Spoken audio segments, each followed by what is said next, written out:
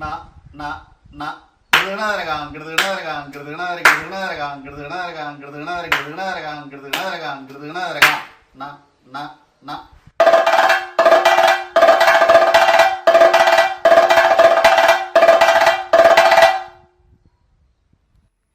നമസ്കാരം. വൈത്താരിയിലേക്ക് വീണ്ടും സ്വാഗതം. ഇന്നത്തെ നമ്മുടെ അതിഥികൾ കലാകാരൻ കലാമണ്ഡലം ദേവരാജൻ. അദ്ദേഹത്തോട് ചോദ്യം ചോദിക്കുന്നത് പ്രശസ്തനായ ഞായത്ത് ബാലൻ മാസ്റ്റർ. കലാമണ്ഡലം ദേവരാജൻ കലാമണ്ഡലത്തിൽ കഥകളി ചെണ്ട അഭ്യസിച്ച വ്യക്തിയാണ്. പഠിക്കുന്ന കാലത്ത് തന്നെ അദ്ദേഹം തൻ്റെ വാദ്യത്തോടുള്ള ചെണ്ടയോടുള്ള താല്പര്യം തൻ്റെ പ്രവൃത്തിയിലൂടെ അറിയിച്ച വ്യക്തിയാണ്. ഇത് ഞാൻ പറയാൻ കാരണം മറ്റെല്ലാ കലാകാരന്മാരും ആ വാദ്യത്തോടുള്ള താല്പര്യം കൊണ്ട് തന്നെയാണ് അവിടെ വരുന്നത്, അഭ്യസിക്കുന്നത് ഒക്കെ നമുക്കറിയാവുന്നതാണ്. പക്ഷേ ഇദ്ദേഹം മത്സരിച്ച് സാധകം ചെയ്ത് ആ സാധകത്തെ എത്ര കണ്ട് തീർമയും പൂർണ്ണതയും വേഗതയും ഉണ്ടാക്കാൻ സാധിക്കുമോ അതിനൊക്കെ ഓരോ ദിവസവും ശ്രമിച്ചിരുന്ന വ്യക്തിയാണ് ഈ കലാമണ്ഡലം ദേവരാജൻ. കഥകളിയിലെ എല്ലാ ചിട്ടകളും അദ്ദേഹത്തിന് കൃത്യമായി അറിയാം. മാത്രമല്ല അദ്ദേഹം കലാമണ്ഡലത്തിൽ പഠിച്ചത് തെക്കൻ ചിട്ട വിദ്യാർത്ഥിയായി സ്റ്റൈപ്പൻഡ് വാങ്ങിക്കൊണ്ടാണ്. അതുകൊണ്ട് തന്നെ തെക്കൻ കളരിയിൽ ധാരാളം, ഒരുപക്ഷെ വടക്കൻ കളരിയിൽ പങ്കെടുത്തതിനേക്കാൾ കൂടുതൽ തെക്കൻ കളരിയിൽ അദ്ദേഹം കൊട്ടി തെളിഞ്ഞിട്ടുണ്ട്. കൃത്യമായി അതിൻ്റെ എണ്ണങ്ങൾ പഠിക്കുകയും കഥകളിയുടെ എല്ലാ വശങ്ങളും അദ്ദേഹത്തിന് കൃത്യമായി അറിയാം. എന്നിരുന്നാലും അദ്ദേഹം പിൽക്കാലത്ത് തൻ്റെ സാന്നിധ്യം അറിയിച്ചത് തായമ്പക മേളം എന്നിവയിലൂടെയാണ്. പഞ്ചാരി മേളം, പാണ്ടിമേളം തുടങ്ങിയ എല്ലാ മേളങ്ങളും ഒരു ക്ഷേത്ര ചടങ്ങിന് വേണ്ടതായ എല്ലാ കൊട്ടുകളും അദ്ദേഹം വശത്താക്കി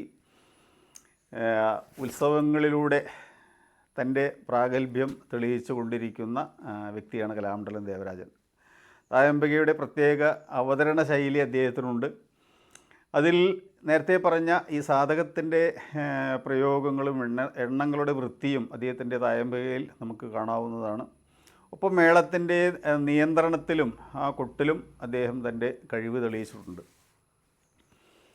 ഇതോടൊപ്പം തന്നെ ഒരു നീണ്ട ഒരു ഇടവേളയ്ക്ക് ശേഷം അദ്ദേഹം കഥകളി മേഖലയിലേക്ക് വീണ്ടും തൻ്റെ താല്പര്യം അറിയിച്ചുകൊണ്ട് പങ്കെടുക്കുകയും രാമകുട്ടിനാരാശാൻ, ഗോപിയാശാൻ, കുട്ടാശാൻ, കൃഷ്ണൻകുട്ടിയേട്ടൻ തുടങ്ങിയ പ്രശസ്തരായ വ്യക്തികൾക്കൊപ്പം നിരവധി തവണ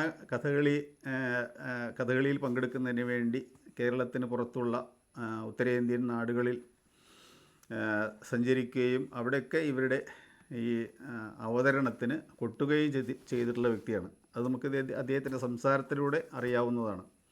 ഞാനതൊരു സൂചനയായി പറഞ്ഞു എന്ന് മാത്രം. എങ്ങനെയും നല്ല ഒരു സഹൃദയനായ നല്ല ഒരു വ്യക്തി, ഒപ്പം നല്ല ഒരു കൊട്ടിൻ്റെ കൊട്ടുഭാഷയുടെ ഉടമ കൂടിയാണ് കലാമണ്ഡലം ദേവരാജൻ. അദ്ദേഹത്തെ പരിചയപ്പെടുത്തുന്നത് പുസ്തക മേഖലയിലുള്ള, എഴുത്ത് മേഖലയിലുള്ള, വായന മേഖലയിലുള്ള ഒരു സ്കൂൾ വിദ്യാഭ്യാസത്തിലൂടെ നേടി വന്ന വിദ്യാർത്ഥികൾക്ക് അധ്യാപകൻ എന്ന നിലയിൽ ഇങ്ങനെ എല്ലാ മേഖലയിലും കഥകളി പ്രേമികൾക്കൊക്കെ സർവ്വസാധാരണമാണ് ഞായത്ത് ബാലൻ മാസ്റ്റർ എന്ന അധ്യാപകൻ അല്ലെങ്കിൽ ആസ്വാദകൻ. അദ്ദേഹം പ്രധാനപ്പെട്ട ഒരു ആചാര്യനെ, പ്രത്യേകിച്ച് കഥകളി ആചാര്യനെ ആദരിക്കുന്ന ചടങ്ങിൽ ഞായത്ത് ബാലൻ മാഷുടെ ഒരു പ്രഭാഷണമില്ലാതെ അത് പൂർണ്ണമാവാറില്ല. രാമുട്ടി നാരായണൻ്റെ തിരുനോട്ടം എന്ന പുസ്തകത്തിൻ്റെ അദ്ദേഹത്തിൻ്റെ ജീവിതകഥയുമായി ബന്ധപ്പെട്ട മാതൃഭൂമി പ്രസിദ്ധീകരിച്ച ആ പുസ്തകത്തിൻ്റെ രചയിതാവ് അത് ക്രോഡീകരിച്ച് അത് പ്രസിദ്ധീകരിക്കുന്നതിന് മേന്മയുണ്ടാക്കിയതിൽ ഞായത്ത് ബാലൻ മാഷ്ക്ക് വലിയ പങ്കുണ്ട്. കഥകളിയുടെ അവതരണത്തിൽ ഏതെങ്കിലും പോരായ്മകളോ വേണ്ടതാണ് എന്ന് തോന്നുന്ന തനിക്ക് അഭിപ്രായമുള്ള കാര്യങ്ങൾ അദ്ദേഹം മനസ്സ് തുറന്ന് ആ കലാകാരന്മാരോടോ സമൂഹത്തോടോ ആസ്വാദകരോടോ സംവദിക്കാറുണ്ട്. എങ്ങനെയും അങ്ങനൊരു വാദ്യപ്രേമി, അങ്ങനൊരു കഥകളിപ്രേമി, സംഗീതപ്രേമി, ഭാഷയോട് സ്നേഹമുള്ള, ഭാഷയോട് എപ്പോഴും താല്പര്യം കാണിക്കുന്ന വ്യക്തി കൂടിയാണ് ഞായത്ത് ബാലൻ മാസ്റ്റർ. അറിവിൻ്റെ ഒരു നിറകുടം എന്നൊക്കെ നമുക്ക് സാധാരണ പറയുന്നത് പോലെ വിശേഷിപ്പിക്കാം. എങ്ങനെയും ഞായത്ത് ബാലൻ മാഷെ ഈ സംരംഭത്തിലേക്ക് ലഭിച്ചത് എന്നെ സംബന്ധിച്ചിടത്തോളം വളരെയധികം സന്തോഷമുണ്ടാക്കുന്നതാണ്. അദ്ദേഹം അതിന് വരാൻ താല്പര്യം കാണിച്ചു എന്നതും ഇത്തരമൊരു പരിപാടിയിൽ പങ്കെടുത്തു എന്നതും തൻ്റെ നാട്ടുകാരനായ കലാമണ്ഡലം ദേവരാജനോട് ചോദ്യങ്ങൾ ചോദിക്കുന്നതിന് അദ്ദേഹം താല്പര്യം കാണിച്ചു എന്നതെല്ലാം എനിക്ക് സന്തോഷമുണ്ടാക്കുന്നതാണ്. ഈ രണ്ട് വ്യക്തികളെ നമുക്ക് കൂടുതൽ അറിയുന്നതിന് വേണ്ടി നമുക്ക് കാത്തിരിക്കാം. അവരെ സ്നേഹപൂർവ്വം ഞാൻ എൻ്റെ ഈ പരിപാടിയിലേക്ക് സ്വാഗതം ചെയ്യുന്നു. ഇത് കേൾക്കുന്നതിന് വേണ്ടി ഓരോരുത്തരെയും ക്ഷണിക്കുകയും ചെയ്യുന്നു. നമസ്കാരം. മുളയങ്കാവിനെ ഒരു വാദ്യകലാ ഗ്രാമം എന്ന് വേണമെങ്കിൽ പറയാം. കാരണം പ്രസിദ്ധമായ മുളയങ്കാവ് ഭഗവതി ക്ഷേത്രവും അതിന് ഏകദേശം 1 കിലോമീറ്റർ കിഴക്ക് ഭാഗത്തുള്ള സുബ്രഹ്മണ്യംകുലവും ഈ 2 ക്ഷേത്രങ്ങളുടെയും പശ്ചാത്തലത്തിൽ നൂറ്റാണ്ടുകളായിട്ട് ഇവിടെ ഒരു വാദ്യകലാ പാരമ്പര്യം നടക്കുന്നുണ്ട്. ഇവിടുത്തെ അടിയന്തരക്കാർ കാലാകാലമായിട്ട് ഏതാനും കുടുംബക്കാരാണ്. അവർക്ക് വാദ്യകല പഠിക്കേണ്ടത് ഒരു നിർബന്ധമാണ്. അങ്ങനെ ഒരു കുടുംബത്തൊഴിൽ അടിയന്തര പ്രവർത്തികളുടെ നിലയ്ക്ക് പഠിപ്പിച്ചു വരുന്ന ആ കലയിൽ ജന്മവാസനയും കർമ്മശേഷിയുമുള്ള ആളുകൾ പ്രസിദ്ധന്മാരായി വന്നിട്ടുണ്ട്. ആ കാലഘട്ടത്തിൽ തന്നെ തൻ്റെ പരിധി വെച്ചിട്ട് ചുറ്റുപുറത്തേക്കും പ്രസിദ്ധന്മാരായിട്ടുള്ള പല തായമ്പകക്കാരും ആ കാലഘട്ടത്തിൽ ഉണ്ടായിട്ടുണ്ട്. മറ്റൊരു പ്രത്യേകത, മുളയങ്കാവിൽ നല്ലൊരു തായമ്പക മേള ആസ്വാദക സംഘമുണ്ട്. ഏത് കലയ്ക്കും ആസ്വാദകന്മാരുണ്ടെങ്കിലേ കലയ്ക്ക് പ്രോത്സാഹനം കിട്ടുള്ളൂ. പ്രേക്ഷകനില്ലാതെ ഒരു കലയ്ക്കും പ്രശസ്തി കിട്ടില്ല എന്ന് ഉള്ളൂർ തന്നെ പറഞ്ഞിട്ടുണ്ട്. പ്രേക്ഷകനല്ലൊരു വസ്തുവും ഉലകിൽ പ്രേക്ഷകനില്ലെന്നാൽ ആണ്. ഒരു വസ്തുവും കാണാൻ ആളില്ലെങ്കിൽ അതിന് ഭംഗിയില്ല. അതുപോലെ ഈ കലയുടെ കാര്യം അതെ. അത് അവരെ കേൾക്കാനും അവരെ ആസ്വദിക്കാനും പ്രോത്സാഹിപ്പിക്കാനും ആളില്ലെങ്കിൽ കലയ്ക്ക് പ്രോത്സാഹനം കിട്ടില്ല. അപ്പോൾ അതുകൊണ്ട് ഇവിടെ നല്ലൊരു ആസ്വാദക സംഘം ഉണ്ടായിട്ടുണ്ടെന്നുള്ളത് കലയുടെ വളർച്ചയിൽ വലിയ കാര്യമാണ്. പിന്നെ അതുപോലെ തന്നെ ഭേദപ്പെട്ട ഒരുമാതിരി എല്ലാ വാദ്യക്കാരും ഏത് കാലത്തും മുളയങ്കാവിൽ ഓരോരോ സമയത്തായിട്ട് പങ്കെടുത്തിട്ടുണ്ട്. അങ്ങനെയുള്ള ഒരു പശ്ചാത്തലത്തിലാണ് മുളയങ്കാവിൽ വാദ്യകല വളർന്നു വന്നിട്ടുള്ളത്. ഒരിക്കൽ മട്ടന്നൂർ ശങ്കരകുട്ടിമാരെ പറയേണ്ടതായിട്ടുണ്ട്, ഒരു 100 ആളെ കൂട്ടിയിട്ടുള്ളൊരു മേളം ഞാൻ ഏറ്റാൽ ആദ്യം മുളയങ്കാവിലാണ് വരിക എന്നാണ്. കാരണം പല തലത്തിൽപ്പെട്ട ഒരു 10-20 ആളെങ്കിലും അവിടുന്ന് ഒറ്റ ട്രിപ്പിന് പിടിക്കാൻ കിട്ടുന്നതാണ്. അപ്പോൾ വിദഗ്ധന്മാരും കഷ്ടിച്ച് കാര്യം കഴിച്ചു കൂട്ടുന്നവരും അങ്ങനെയൊക്കെ ആയിട്ടുള്ള പലതരത്തിലുള്ള ആളുകൾ എന്നും മേളത്തിൻ്റെ ഒരു മേഖലയിൽ ഇവിടെ പ്രവർത്തിച്ച് വരുന്നുണ്ടെന്നുള്ളതാണ് കാര്യം. പക്ഷേ ഒരു നിശ്ചിതമായ ചിട്ടയോട് കൂടിയിട്ട് ഒരു സർക്കാർ സ്ഥാപനത്തിൻ്റെ അംഗീകാരത്തോടു കൂടിയും ചിട്ടയോടുകൂടിയുമുള്ള ഒരു വിദ്യാഭ്യാസം പൂർത്തിയാക്കിയിട്ട് ഒരു കോഴ്സ് പൂർത്തിയാക്കിയിട്ട് ഒരു പഠനം പൂർത്തിയാക്കിയിട്ടുള്ള ആദ്യത്തെ മുളയങ്കാവിലെ കലാകാരൻ എന്നുള്ള നിലയ്ക്ക് മുളയങ്കാവിൻ്റെ അഭിമാനഭാജനമാണ് കലാമണ്ഡലം ദേവരാജൻ. ആ ദേവരാജൻ്റെ കലാനുഭവങ്ങളെ കുറിച്ചുള്ള ചില കാര്യങ്ങളാണ് നമ്മളിവിടെ സംസാരിക്കാൻ പോകുന്നത്. ജനനവും ബാല്യകാലവും എവിടെയാണ് ഉണ്ടായിട്ടുള്ളത്? ഗുരുഭൂതരെ നമസ്കാരം. ജനനം പാലൂരാണ്, രാമന്തോള് പാലൂർ ഉള്ളത്തെ തറവാട്ടിലാണ് ജനിച്ചത്, വളർന്നതൊക്കെ. പാലൂർ പ്രഗത്ഭന്മാരായിട്ട് മേളക്കാരൊക്കെ ഉണ്ടല്ലോ. പാലൂർ പ്രസിദ്ധനായ മദ്ദളം പാലൂർ ഗോപാലകൃഷ്ണൻ്റെ അച്ഛൻ രാമകൃഷ്ണൻ നായർ, അദ്ദേഹമായിരുന്നു അവിടെ. അപ്പോൾ ഈ തൊഴിലിനോട് ഭ്രമം കൂടാൻ കാരണം അവിടെ അടിയന്തരത്തിൻ്റെ ഭാഗമായിട്ട് അവിടെയാണ് അമ്മയൊക്കെ കുളിച്ച് കയറുന്നതോടുകൂടി അരി കുത്തി ആ നേദ്യം കൊണ്ടുപോയിട്ടാണ് അവിടെ പായസം വെച്ച് നേദിക്കലൊക്കെ. പഴയ കാലത്ത് നായന്മാരുടെ പൂജയായിരുന്നു ആദ്യകാലത്ത്. ഗോപാലകൃഷ്ണൻ നായർ ചെറുപ്പക്കാലത്ത് മുളയങ്കാവിൽ സ്ഥിരം തായമ്പകക്കാരനായിരുന്നു. ഞങ്ങളുടെ കുട്ടിക്കാലത്ത് അന്നേ അദ്ദേഹത്തെ എനിക്ക് നല്ല പരിചയമാണ്. രാമകൃഷ്ണൻ നായർ. രാമകൃഷ്ണൻ നായർ. അതെ. അപ്പോൾ ഞാൻ നമ്മുടെ പിന്നെ ഈ അരി കൊണ്ട് പോകുമ്പോൾ നമ്മുടെ കൂടെ ഞാനും പോവും. അങ്ങനെ 2.5, 3, 4 വയസ്സിൻ്റെ ഉള്ളിൽ ആ ചെണ്ടയമ്പൽ രാമകൃഷ്ണൻ നായർ ചെണ്ടയമ്പലൊന്നും കൊട്ടാതെ ഞാൻ കരച്ചിൽ നിർത്തില്ല.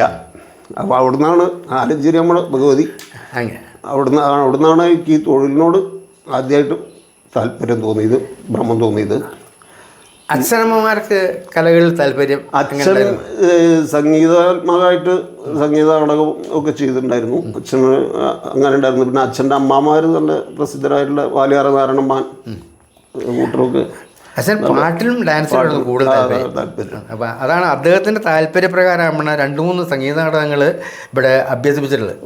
അപ്പുനായരെ നിർത്തിയിട്ട്, പള്ളിപ്പുറത്തുകാരൻ അപ്പുനായർ, അദ്ദേഹത്തിനെ മാസക്കണക്കിൽ ചെലവ് കൊടുത്ത് ഇവിടെ നിർത്തിയിട്ട് സംഗീത നാടകവും അതുപോലെ തന്നെ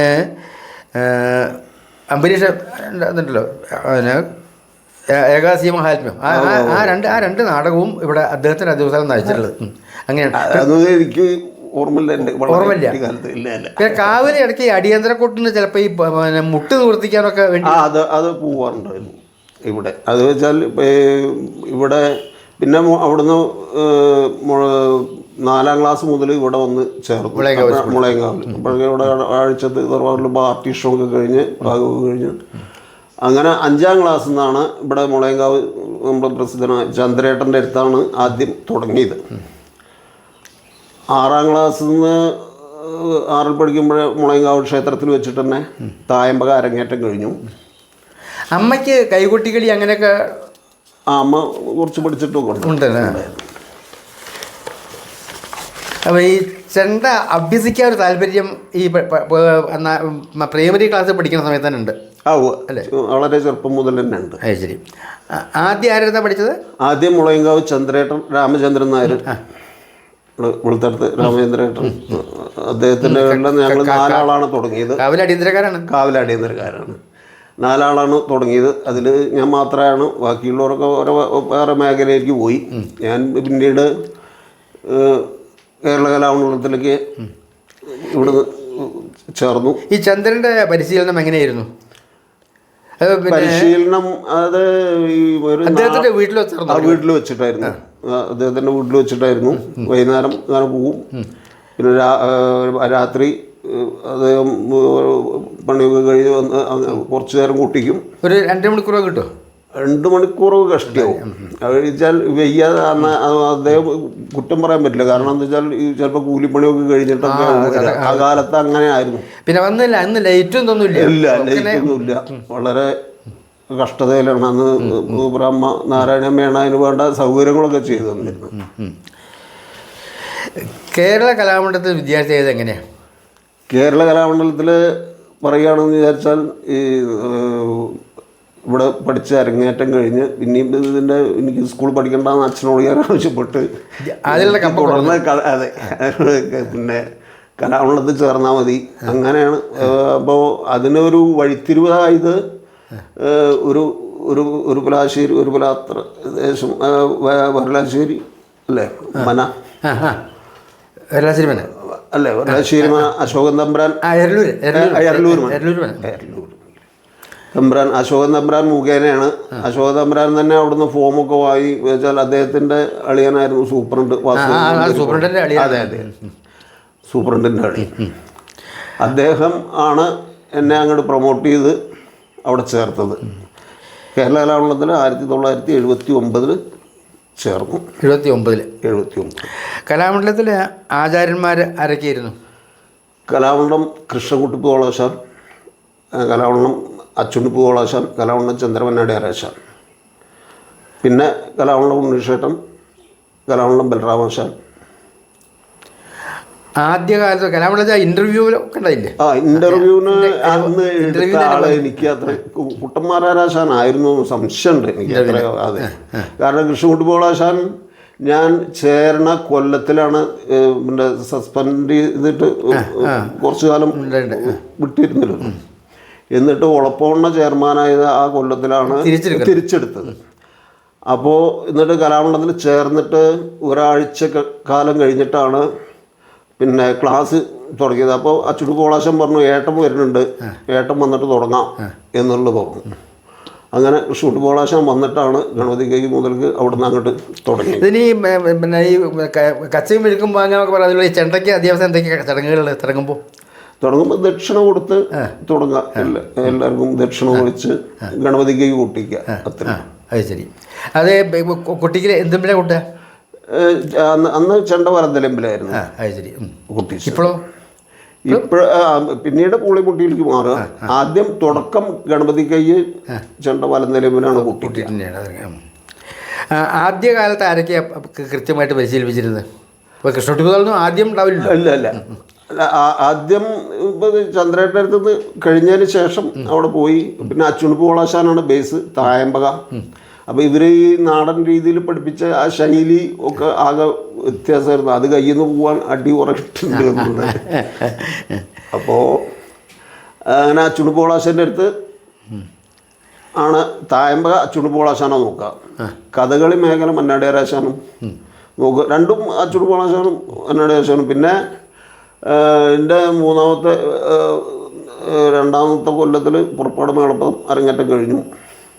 പിന്നെ കുറേശ്ശെ കുട്ടിതരം വേഷത്തരം. മൂന്നാമത്തെ കൊല്ലത്തിലാണ് ഉണ്ണിഷേട്ടൻ അവിടെ അധ്യാപകനായിട്ട്. കഥകളിക്കൊട്ട് പഠിക്കുമ്പോഴും തായമ്പക അഭ്യാസം ആദ്യമുണ്ടോ? കഥകളിക്കൊട്ട് പഠിപ്പിക്കണം ആദ്യമായിട്ട് കാര്യമായിട്ട് പറയാച്ചാൽ അവിടെ കഥകളിക്കൊട്ടാണ്. അതെ, അതിന് ആദ്യം തായമ്പക കൊട്ടി ശീലിപ്പിക്കുന്നത്. ആദ്യം തായമ്പയാണ് പഠിപ്പിക്കുക. ബേസ് തായമ്പ. ബേസിക്ക് തായമ്പ പഠിച്ചാൽ ഈ തായമ്പ പഠിപ്പിക്കണതിൻ്റെ ഉദ്ദേശം എന്ന് വെച്ചാൽ അതിൽ എല്ലാം അടങ്ങിയിട്ടുണ്ട്.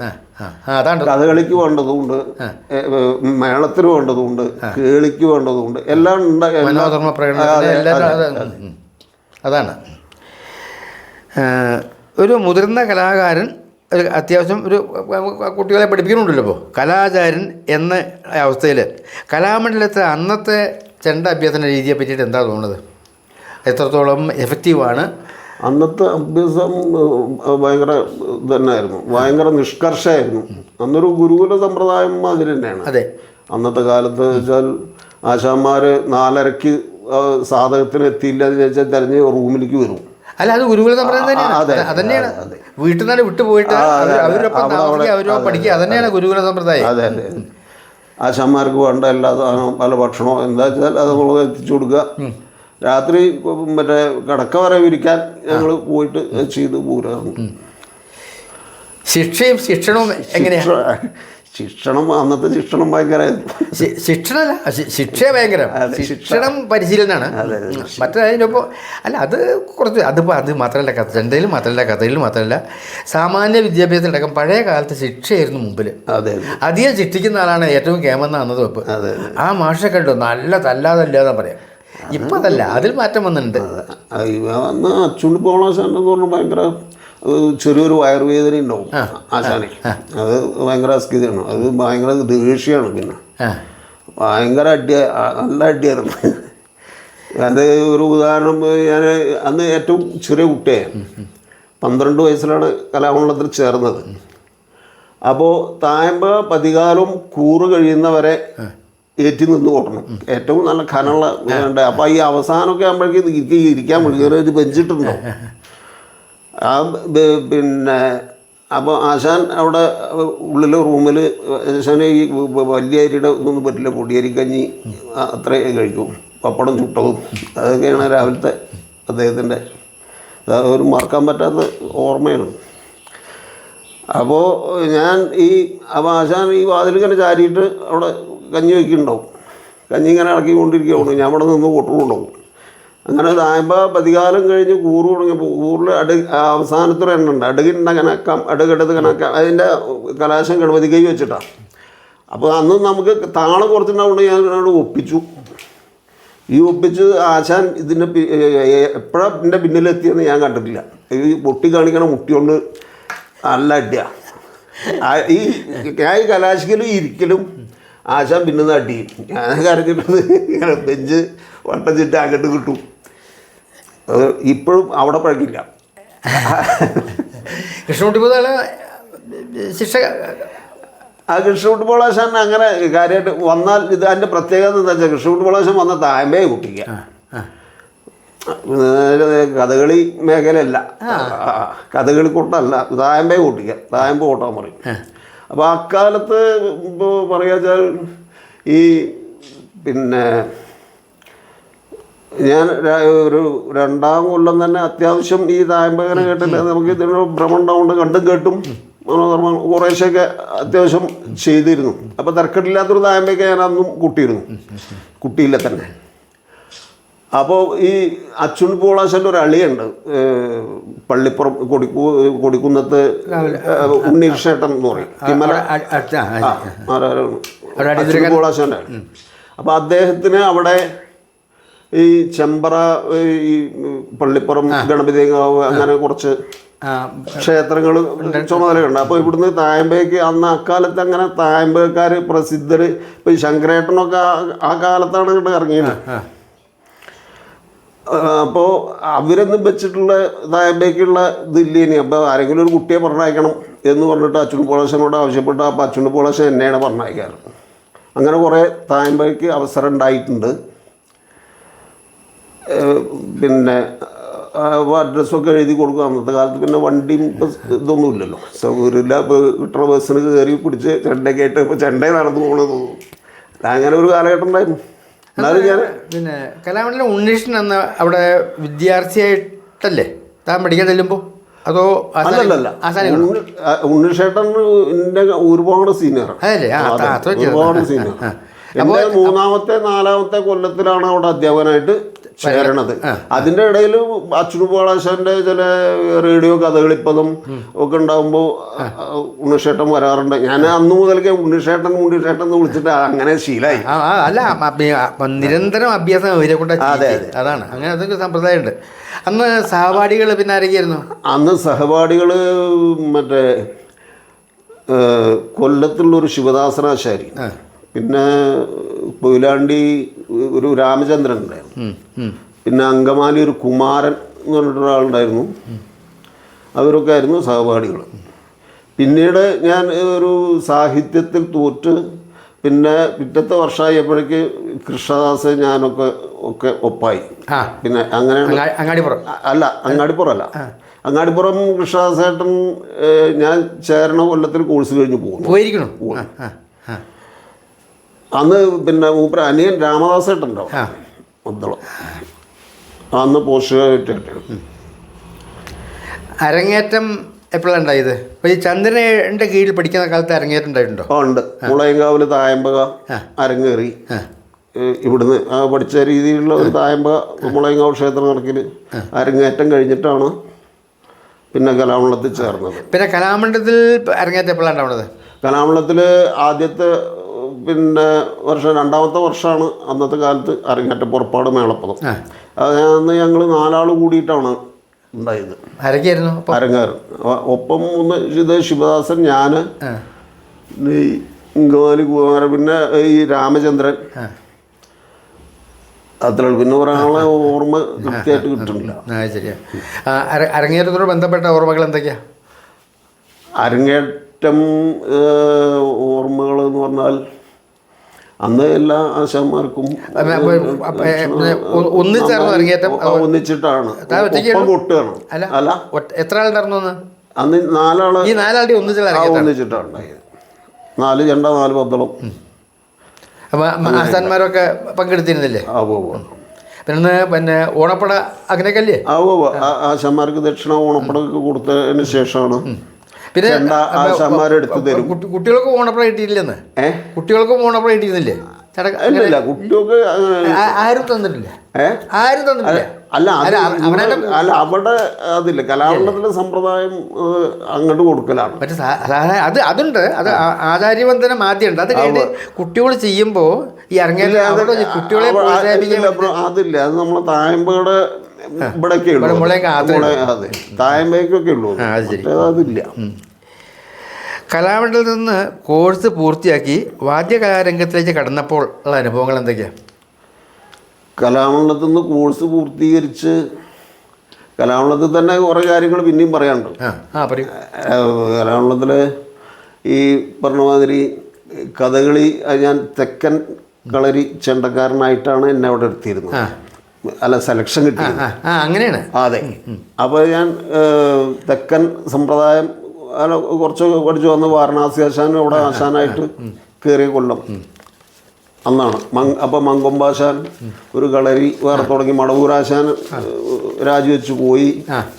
ആ ഒരു കാലഘട്ടത്തിലാണ് പിന്നെ മങ്കൊമ്പാശാൻ്റെ ഒരു പ്രത്യേക വഴിയാണ്. അപ്പോൾ അന്ന് ആ സമയത്ത് വേഷക്കാർ അരിപ്പാട് ബാലകൃഷ്ണപിള്ള, മനോജ് ഒളരി അങ്ങനെയൊക്കെ ആയിരുന്നു. അപ്പോൾ ഒരു പ്രാവശ്യം അച്ഛനും പോളാശൻ, നീ വടക്കനല്ലേ, ഇവിടെ അല്ലേ, ഈ ഭാഗത്തല്ലേ, നീ കണക്ക് തക്ക കൊട്ട് പഠിച്ചിട്ട് എന്താ കാര്യം? അങ്ങനെ അച്ഛനും പോളാശാനാണ് പിന്നെ അത് മാറ്റി ഇങ്ങടാക്കി. പിന്നെ ഉണ്ണിഷേട്ടൻ്റെ നല്ല സഹായവും സപ്പോർട്ടും ഉണ്ടായിട്ടുണ്ട്. അങ്ങനെ വടക്കൻ കളരിയിൽ എനിക്ക് ഇങ്ങോട്ട് മാറി. അങ്ങനെ ഉണ്ടായിട്ടുണ്ട്. ഈ ചൊല്ലിയാട്ടത്തിന് കൊട്ടിക്കാൻ കളരി പോകാറില്ലേ? ചൊല്ലിയാട്ടത്തിന് കാര്യമായിട്ട് ഉണ്ണിഷേട്ടൻ തന്നെയാണ് വരിക. ഒരു മൂന്നാമത്തെ നാലാമത്തെ കൊല്ലത്തിൽ ഉണ്ണിഷേട്ടൻ അവിടെ പിന്നെ ഉണ്ണിഷേട്ടനാണ് വരിക. അപ്പോൾ ഓരോ കാര്യങ്ങൾ പറഞ്ഞു തന്നിട്ടും കൃത്യമായിട്ട് രാമേശാൻ്റെ കളരിയിലും മറ്റേ പത്മാശാൻ്റെ കളരിയിലും വിജയാശാൻ്റെ കളരിയിലും കുറേ കൂട്ടിയിട്ടുണ്ട്. പിന്നെ ഇന്നും മറക്കാത്ത എന്താ വെച്ചാൽ അന്ന് ഉണ്ണിഷേട്ടൻ്റെ അത് പറയാതെ വയ്യ. കാരണം ഈ അഷ്ടകലാശം, കൂട്ടക്കലാശം, വേഷക്കാരെ വായ്ത്താരി താളം പിടിച്ച് ചെമ്പതാളം പിടിച്ച് ചൊല്ലിച്ച് അത് കൃത്യമായിട്ട് ഇന്നും അതിൻ്റെ മനസ്സിൽ നിന്ന് പോയില്ല. ഞാൻ കൃത്യമായിട്ട് കൂട്ടുമ്പോൾ നാൾ ഇപ്പോൾ സദന കൃഷ്ണൻകുട്ടിയുടെ മറ്റേ ഇവിടെ ചെന്നൈയിൽ സ്പിക്മേക്കെ സംബന്ധിച്ചിട്ടൊരു പ്രോഗ്രാമിന് പോയി. അപ്പോൾ കൃഷ്ണൻകുട്ടി അതിൽ അഷ്ടകലാശുണ്ട്, കല്യാണ സൗദ്യം, അനുമാനം. അപ്പോൾ അത് കൃത്യമായിട്ട് നമുക്കത് ഇന്നും അല്ല യാതൊരു പഴവും കൂടാതെ നമുക്ക് ചെയ്യാൻ പറ്റും. അത് അന്നത്തെ ആ പഠിപ്പിക്കേണ്ട ആ രീതിയാണ്. ഉണ്ണിഷേട്ടനെ മറക്കാൻ പറ്റില്ല. രണ്ടാമത് ഞാൻ ഈ രംഗത്തേക്ക് വരാനും ഉണ്ണിഷേട്ടൻ തന്നെ കാര്യം. കലാമണ്ഡലത്തിൽ കഥകളിയുടെ ഒരു പശ്ചാത്തലവാദ്യം എന്നുള്ള നിലയ്ക്കാണല്ലോ ചെണ്ട പഠിപ്പിക്കണത്. അതെ. അങ്ങനെ ഒരു ഒരു കൂട്ട് കലാകാരൻ അല്ലെങ്കിൽ ഒരു പശ്ചാത്തലവാദ്യക്കാരൻ എന്നുള്ള നിലയ്ക്ക് മാത്രം കോഴ്സ് കഴിഞ്ഞ് പുറത്തു വന്നാൽ അതുകൊണ്ട് ജീവിക്കാൻ എത്രത്തോളം സാധ്യത? അത് പറയുവെച്ചാൽ ഞാൻ കലാമണ്ഡലം കോഴ്സ് കഴിഞ്ഞ് പുറത്തു വന്ന് പിന്നെ ഇത് വിടാൻ താല്പര്യമില്ലാത്തതിൻ്റെ പേരിൽ ഞാൻ കുറച്ച് ഒരു 2-3 മാസം എറണാകുളം കഥകളി കൾച്ചർ സെൻറ്റർ ഉണ്ടായിരുന്നു അവിടെ. ഈ നമ്മളെ കോർമൂത്ത് കൃഷ്ണാട്ടങ്ങളുടെ അപ്പോൾ അവിടെ ഡെയിലി വേജസ് കളിക്ക് കുറച്ച് കാലം നിന്നു. ആ ഇടയ്ക്ക് മന്നാടിയാരാശാൻ TDM ഹാളിൽ കളിക്കൊക്കെ വരുമ്പോൾ ഞാൻ ചെണ്ടയ്ക്ക് എത്തിച്ചു കൊടുക്കുക. അപ്പോൾ ഈ ഇപ്പോഴും ഈ ഫീൽഡിൽ തന്നെ ഉണ്ടോ? അങ്ങനെ അല്ല, അന്നത്തെ കാലത്ത് ഒരു കളി നടത്തുക എന്ന് പറഞ്ഞാൽ ഇപ്പോൾ രാമേശാൻ, നമ്പീശാശാൻ, കുറുപ്പാശാൻ, ചെണ്ടയ്ക്ക് പുതുവളാശാൻ, അച്ചുടുമ്പോളാശാൻ, മന്നാടിയാരാശാൻ, ഉണ്ണിഷേട്ടൻ, അങ്ങനെയുള്ള ഒരു നല്ല യോഗ്യന്മാരാണ്. പിന്നെ കുട്ടികളുടെ ഒരു കളി നടത്തുമ്പോൾ ഇത് സോമനൊക്കെ വിളിച്ചിട്ടുണ്ട്. കലാമുള്ള കോഴ്സ് കഴിഞ്ഞ ഇടയ്ക്ക് ഒരു പൂയത്തിനോ ശിവരാത്രിക്കൊക്കെ അങ്ങനെയൊക്കെ 1-2 കളിയൊക്കെ ഉണ്ടായിരുന്നുള്ളൂ. അപ്പോൾ ഇതിങ്ങനെ പഠിച്ചിട്ട് ഇപ്പോൾ അതൊക്കെ എന്താ വേണ്ടതില്ലാത്ത ഒരു അങ്കലാപ്പ് ആയി തുടങ്ങി. പിന്നെ ആരും വിളിക്കാനും മടി. അയാൾ കലാമുള്ളത്തിൽ പഠിച്ചാണ്, ഇവിടെയൊക്കെ നമ്മൾ അതെ വിളിക്കാനും മടി. പിന്നെ ഞാനൊന്നും നോക്കിയില്ല. പിന്നെ ചന്ദ്രേട്ടൻ്റെ കൂടെ എല്ലാ കൂട്ടിനും അവിടെ പോകലും തുടങ്ങി. അല്ലെങ്കിൽ കലാമണ്ഡലത്തിൽ മൈനർ സെറ്റ് കളി ഉണ്ടായിരുന്ന കാലത്ത് താരോടുണ്ടോ? മൈനർ സെറ്റിന് കുറേ കളിക്ക് പോയിട്ടുണ്ട്. അത് അന്ന് മൈനർ സെറ്റിൻ്റെ ആസാമാരായിട്ട് ഗോപിയാസാനും ബൽപ്പനാസാനും വരല്ലേ? അല്ല, അന്ന് കുട്ടികളുടെ കളിയാണ് മൈനർ സെറ്റ് പറഞ്ഞ കുട്ടികളുടെ കളിയാണ്. അതിൻ്റെ ട്രൂപ്പ് ലീഡറായിട്ട് ഇവരാണ് വരിക. ട്രൂപ്പ് ലീഡർ മറ്റൊരു ചെയ്യിക്കുമ്പോൾ അന്ന് MBS ആശാനൊക്കെ മൈനർ സെറ്റിന്റെ ഒപ്പം കൂടെ വരണത്. അപ്പൊ അന്ന് ധാരാളം കൊട്ടാൻ അവസരം കിട്ടിയിട്ടുണ്ടാവുമല്ലോ. അതിപ്പോൾ എല്ലാ കുട്ടികളുടെ ആണെങ്കിലും അവർ ആദ്യാവസാന വേഷങ്ങളൊക്കെ ധാരാളം കിട്ടുന്ന സമയമുള്ളത്. അപ്പൊ അത് നല്ലൊരു പരിശീലനമാണ്. പിന്നെ അതിന് എറണാകുളത്തിൽ തന്നെ രാത്രി ചൊല്ലിയാട്ടമൊക്കെ ഗോപിയാശാൻ ഭൂതമ്പലത്തിൽ വെച്ചിട്ട് ഉണ്ടായിരുന്നു. നരകാസുരനൊക്കെ രാത്രി ചൊല്ലിയാട്ടുണ്ടായിരുന്നു സീനിയർമാരെ വെച്ചിട്ട്. അന്ന് ഉണ്ണീഷേട്ടൻ തന്നെയാണ് ഇരുത്തി കൊട്ടിക്കുക. ഇന്നലത്തെ പരിപാടികൾ എത്ര 3 കൊല്ലം എത്ര കാലം ഉണ്ടായത്? ഇല്ല, 3 മാസം. 3 മാസമേ ഉള്ളൂ. അതെ. പിന്നെ അവിടുന്നാണോ മേളത്തിന്റെ മേഖലയിലേക്ക് വരണത്? അതെ, അത് നിർത്തി പോരേണ്ടി വന്നു. കാരണം ദേവി പറഞ്ഞ മാതിരി ചെറിയ തുച്ഛം ശമ്പളവും അതിൽ ചെലവും കഴിയണം, പിന്നെ മെച്ചമൊന്നും ഇല്ലാത്തതുകൊണ്ട് നിർത്തി പോന്നു. പിന്നെ പരിപാടികൾക്ക് ഇറങ്ങാണ്ടായത്. പരിപാടികൾക്ക് ഇറങ്ങാൻ നിമിത്തം ആദ്യം ഇങ്ങനെ ചന്ദ്രേട്ടൻ്റെ കൂടെ കുറേ പരിപാടികൾക്ക് പോയി. പിന്നെ ആദ്യമായിട്ട് മഞ്ചേരി ഹരിയേട്ടനാണ്, മറ്റേ ഇവിടെ മഞ്ചേരി ഹരിയേട്ടനും കരിയന്നൂർ നാരായണ നമ്പൂതിരി, അവരെ നാരായണൻ്റെ ആയിരുന്നു ഇവിടെ ഈ പ്ലാശ്ശേരി അയ്യപ്പൻകാവിൽ. അവിടേക്ക് തന്നെ ആദ്യം വിളിച്ചു. അപ്പോൾ അവർ ഹരിയേട്ടൻ്റെ തായമ്പ കഴിഞ്ഞിട്ട് കേളി കുട്ടി മേളം അവർ ഗുരുവായൂർ രാജേട്ടനുണ്ടായിരുന്നു. അത് 2 ദിവസം പാട്ടുഘോഷ താല്പര്യമായിരുന്നു. അവിടുന്ന് അങ്ങോട്ട് പിന്നെ ഹരിയേട്ടൻ ഇങ്ങനെ കുറേശ്ശെ പരിപാടികൾക്ക് വിളിച്ച് പിന്നെ ഹരിയേട്ടൻ്റെ കൂടെ കുറേ കാലം ഉണ്ടായി. ഒരു 10-25 വർഷം ഹരിയേട്ടൻ്റെ കൂടെ തന്നെ ഉണ്ടായിരുന്നു. അവിടുന്നാണ് ഈ അമ്പലത്തിലെ പൂജക്കൂട്ടും ദീപാരാധന കൂട്ടുന്ന സമ്പ്രദായവും മറ്റേ പൂജക്കൂട്ട് കൂട്ടിക്കൂട്ട് അതൊക്കെ മനസ്സിലാക്കിയത്. ഈ കളപ്രദക്ഷിണത്തിനൊക്കെയുള്ള കൂട്ടിൻ്റെ ഭാഗമൊക്കെ അവിടുന്നാണ്. പിന്നെ അദ്ദേഹത്തിൻ്റെ കൂടെ ഒരു 10-30 ഡബിൾ തായമ്പ കൂട്ടിയിട്ടുണ്ട്. അപ്പോൾ ഈ മേളത്തിൽ ശരിക്കും തന്നെ കൊണ്ടു നടന്ന ഒരു മേളക്കാരനാക്കാൻ സഹായിച്ചിട്ടുള്ള ആളുകളായിരിക്കും? മേളക്കാരനാക്കാൻ ചന്ദ്രേട്ടൻ എൻ്റെ ആദ്യ ഗുരുനാഥൻ, പിന്നെ പത്മശ്രീ മട്ടന്നൂർ ശങ്കരൻകുട്ടി മഹാരാജ്, അദ്ദേഹത്തിന്റെ ടീമിൽ നല്ലോണം പ്രോത്സാഹനം തന്നിട്ടുണ്ടല്ലേ? കാരണം ഈ ഞാൻ നേരത്തെ പറഞ്ഞില്ലേ, ഇവിടുന്ന് എവിടെ പരിപാടി വിളിച്ചുകൊണ്ടുപോകാറുണ്ട്, അത് ഇപ്പോഴും നിർത്തിയിട്ടില്ല. അതെ, എൻ്റെ ഒരു ഓർമ്മ ശരിയാണെന്ന് വെച്ചാൽ ഞാൻ ഒരു 22 വയസ്സ് മുതൽ ശങ്കരേട്ടൻ്റെ മേളത്തിലുണ്ട്. ആദ്യത്തെ മേളം തിരുവങ്ങാടുണ്ടായിരുന്നു, ഒരു 101 ആളുടെ മേളം. അന്ന് ഹരിയേട്ടനായിരുന്നു ട്രൂപ്പ് ലീഡർ. അപ്പോൾ അദ്ദേഹമാണ് നമ്മൾ പോയിട്ട് അങ്ങനെ 101 ആളുടെ ഒരു വക്കീലിൻ്റെ സ്പോൺസർ മേളമായിരുന്നു പാണ്ഡിമേളം ആ കാലത്ത്. ശ്രീരാമസ്വാമി ക്ഷേത്രത്തിലോ മറ്റേ ശ്രീരാമൻ തിരുവങ്ങാട് അതൊന്നും വലിയ പത്രത്തിലൊക്കെ വലിയ ഓർമ്മയ്ക്ക് തിരുവങ്ങാടാണ്. തിരുവങ്ങാട്. അതെ അതെ അതെ. അവിടുന്ന് ഇങ്ങോട്ട് പിന്നെ അത് കുറേശ്ശെ മേളം. പിന്നെ അതിനു മുമ്പേ ശങ്കരേട്ടൻ ഇപ്പോൾ ഈ ഭാഗങ്ങളിലേക്ക് വരികയാണെന്ന് വിചാരിച്ചാൽ ഇപ്പോൾ തായമ്പയ്ക്ക് വട്ടം പിടിക്കാനോ അതേമാതിരി പൂക്കാരി ദിവാരേട്ടൻ്റെ തായമ്പയ്ക്ക് അങ്ങനെ. അല്ല, അദ്ദേഹം മുളയങ്കാവിലുള്ള ഒരുപാട് കലാകാരന്മാരെ അദ്ദേഹം പ്രോത്സാഹിപ്പിച്ചിട്ടുണ്ട്. ധാരാളം പരിപാടി കൊടുത്തിട്ടുണ്ട്. ഒരു സ്വന്തം നാട് പോലെയാണ് അദ്ദേഹം ഇവിടെ പെരുമാറുന്നത്. പിന്നെ മുളയങ്കാവിലും അദ്ദേഹത്തിന് ഞാൻ നേരത്തെ പറഞ്ഞില്ലേ ധാരാളം പരിപാടി. ഒരു ഗുരുസ്ഥാനിയൻ തന്നെ ഇന്നും കണ്ടുകൊണ്ടുവരുന്നു. മുളയങ്കാവിൽ തന്നെ പഠിപ്പിച്ചിട്ടൊന്നും ഇല്ലെങ്കിലും നേരിട്ട് പഠിപ്പിക്കലല്ലോ കാര്യം. അത് മാത്രമല്ലല്ലോ കാര്യം. മുളയങ്കാവ് തന്നെ കൊല്ലത്തിൽ അദ്ദേഹത്തെ പഠിക്കാൻ ഒരുപാടുണ്ട്. ശരിക്കും പറയാച്ചാൽ ശങ്കരേട്ടനെ പറഞ്ഞ ഒരു വ്യക്തി എന്ന് പറഞ്ഞ ഒരു തുറന്ന പുസ്തകം തന്നെയാണ്. ഈ വാദ്യലോകത്ത് അദ്ദേഹം ഈ പിന്നെ അതിൻ്റെ കൊണ്ടു നടപ്പ് അതൊന്നും പറയാതെ വയ്യ. അത് അദ്ദേഹത്തിന് തന്നെ പറ്റൂ. അല്ല, അത് കുറേ അല്ല ഒപ്പമുള്ളവരെ പ്രോത്സാഹിപ്പിക്കലും കുട്ടിക്കലും. പിന്നെ നമുക്ക് ഒരു മറക്കാൻ പറ്റാത്തൊരു ഓർമ്മ എന്ന് പറഞ്ഞത് ഒരു പ്രാവശ്യം നെയ്യാറ്റിൻകര മേളത്തിന് അന്ന് അതിന് മുമ്പ് ഞാൻ മുളയങ്കാവിലൊന്ന് പ്രമാണിച്ചിട്ടുണ്ട്. അത് ചന്ദ്രേട്ടൻ മറ്റേ ഇതായിട്ട് ഒരു ഇടപ്പൂരത്തിന് നമ്മൾ പൂരത്തിന് തന്നെ ഒരു ഇടപ്പൂരത്തിന് എൻ്റെ പ്രമാണത്തിലുള്ള മേളം ഉണ്ടായി. അങ്ങനെ ആയിട്ട് ഇപ്പോൾ അനവധി സ്ഥലത്ത് കുറേ പ്രമാണിക്കാൻ തരാനുണ്ട്. ആദ്യമായിട്ട് ഇപ്പോൾ ശങ്കരേട്ടൻ അന്ന് അവിടെ കോയമ്പത്തൂരിൽ നിന്ന് വരാൻ വൈകിട്ട്. അപ്പോൾ അന്ന് സീനിയർ ഞാനാണ്.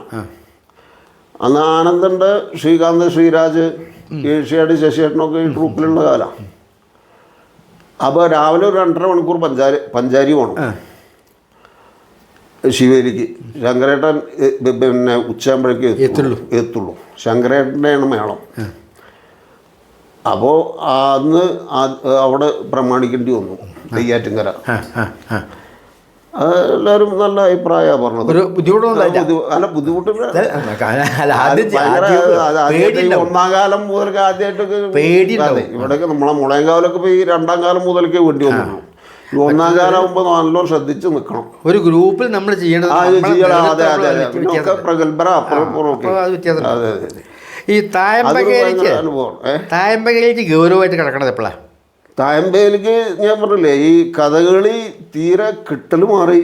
പിന്നെ അത് ടച്ചും വിട്ടു. പിന്നെ അങ്ങനെ തായമ്പകയ്ക്ക് ഇപ്പോൾ ബലരാമേട്ടൻ മുതലൊക്കെ അതിന് കീഴിലുള്ള ആൾക്കാരായിട്ട് കുറേ ആൾക്കാരായിട്ടൊക്കെ ഡബിള് ഉണ്ടായിട്ടുണ്ട്.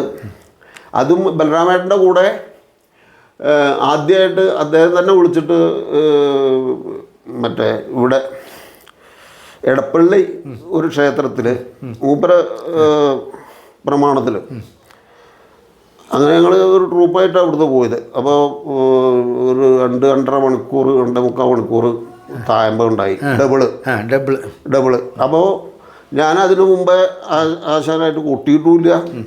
പക്ഷെ അന്നത്തെ ആ ഒരു തായമ്പ അദ്ദേഹത്തിൻ്റെ മൂത്ത മകൻ ഉണ്ടായിരുന്നു, അപ്പു മരണപ്പെട്ടു പോയി. അത് ഒരു പിന്നെ മറക്കാൻ പറ്റാത്ത അവിടെ ഗംഭീരമായി, നല്ല അഭിപ്രായമായി അത്. അപ്പോൾ അന്നത്തെ കാലത്ത് നമുക്ക് ഭയങ്കര ക്യാച്ചിങ് പവർ ഉണ്ട്. ആരെന്ത് ചെയ്താലും അത് പകർന്ന് ചെയ്യാൻ ഉള്ള ഒരു, ഞാൻ മാക്സിമം ശ്രമിക്കും, മുഴുവനാവില്ല. അങ്ങനൊരു പഠിക്കുന്ന കാലം വിട്ടു. അതെ, വാശി ഉണ്ടായിരുന്നു തൊഴിൽ. അപ്പോൾ ആശാൻ്റെയൊക്കെ ആ ഒരു ഗുരുത്വം കൊണ്ട് പിന്നെ അവിടുന്ന് അങ്ങോട്ട് പിന്നെ അങ്ങനെ തായമ്പയിലേക്ക് കുറേശ്ശെ കയറിയ പിന്നെ അവരൊക്കെ കൂട്ടണ കേട്ടും പിന്നെ നമ്മളെ ഇതായിട്ടും നമ്മളേതായിട്ടുള്ള ഈ തായമ്പകയിലെ ഈ ഒറ്റ തായമ്പകയോ അതോ സിംഗിൾ ഡബിൾ പഞ്ചതായമ്പക വരെയൊക്കെ ഉണ്ടല്ലോ. തായമ്പക മേളം വരെ ആവുന്നുണ്ട്. അതിൽ ഏതിലൂടെ താല്പര്യം? തായമ്പക എന്ന് പറഞ്ഞാൽ ഒന്ന് സിംഗിളാണെന്ന് വിചാരിച്ചാൽ അവനാൻ്റെ യുക്തിക്കും ഇഷ്ടത്തിനും സുഖമായിട്ട് പോവാം. ഡബിള് നല്ലതാണ്. ഡബിളും നമുക്ക് ഏറെക്കുറെ യോജിച്ച് കൊട്ടാൻ കഴിയണം, അല്ലാത്തൊരു പുറത്ത് നിൽക്കരുത്. അതാണ് അതെ.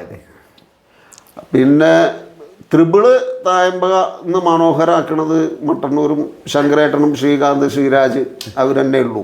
അത്ര ഒരു ഭംഗിയുള്ള ത്രിബിള് വേറെ ആരും കൂട്ടിയിട്ടും ഞാൻ കണ്ടിട്ടില്ല. അല്ല, എൻ്റെ മനസ്സിൻ്റെ ഒരു ഇഷ്ടമായി. ഓരോരുത്തർക്കും ഓരോ തരത്തിലുള്ള ടേസ്റ്റ് ആവാം. തായമ്പക എൻ്റെ ഒരു അതൊക്കെ ഈ ഒരേ മാതിരി തന്നെ സ്ഥിരമായിട്ട് കൊട്ടി ശീലിക്കുമ്പോഴുള്ള ഐക്യമാണ്. അതാണ് ഈ ട്രിപ്പിളും പഞ്ചൊക്കെ ആകുമ്പോൾ ഉള്ള ഇത്. മറ്റ് സിംഗിൾ തന്നെയാണ് ഏറ്റവും. അത് അവർ തായമ്പയുടെ പ്രത്യേകത എന്താ വെച്ചാൽ അത് സംഭവം ഇപ്പോൾ ഒരു വീട്ടിൽ നിന്ന് പോകണ 3 ആളാണ് സംഭവം ശരി. എങ്കിൽ കൂടി ഒരു കോല് അത് അപാരം തന്നെ. അതിന് അങ്ങനെ ഒരു യോജിപ്പ് വേറൊരു ത്രിപിളും വേറെ എവിടെയും കണ്ടിട്ടില്ല. അങ്ങനെ ഒരു സംഭവം കണ്ടിട്ടില്ല. ഇല്ല. പ്രഗത്ഭരായ ഏതെല്ലാം തായമ്പക്കാരുടെ കൂടെ ഡബിളൊക്കെ ഉണ്ടായിട്ടുണ്ട്? അത് കലാവളം ബലരാമാശാനുള്ള ആൾക്കാർ. അതെ. പിന്നെ പയ്യാവൂർ നാരായണമാരാര്, കൽപ്പാത്തി ബാലകൃഷ്ണൻ, അതേമാതിരി ഞാനും ഉദയൻ നമ്പൂരി, ചെറുതാഴം ഉണ്ടായിട്ടുണ്ട്. അങ്ങനെ ബലരാമേട്ടൻ്റെ കീഴ്പ്പെട്ടുള്ള കുറേ ആൾക്കാരെ മഞ്ചേരിയിലായിട്ടാണ്. ഈ തൃത്താഴ കേശവപിതാള് തായമ്പ കൊട്ടക്കാലത്ത് ആ കൂട്ടുകാരനായിരിക്കണോ?